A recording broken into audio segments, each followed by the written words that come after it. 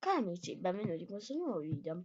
Oggi vi spiegherò come installare una mappa su Minecraft Edition Beta, Minecraft Windows 10 Edition Beta.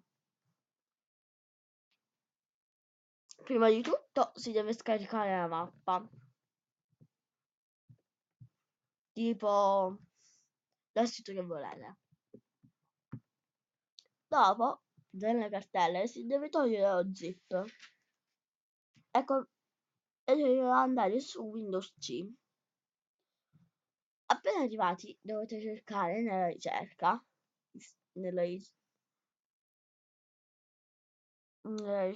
dovete cercare .minecraft.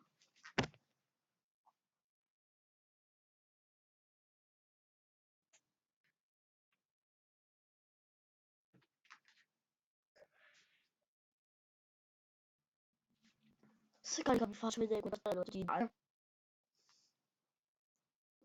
Ma il metodo rimane sempre lo stesso, anche se più volte si gioca. Minecraft. Sì, è proprio guarda.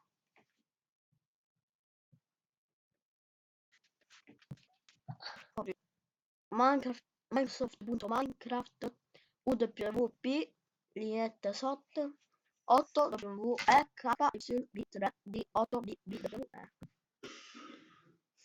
Adesso mi ricordo. Sì, adesso dobbiamo andare sulla cartella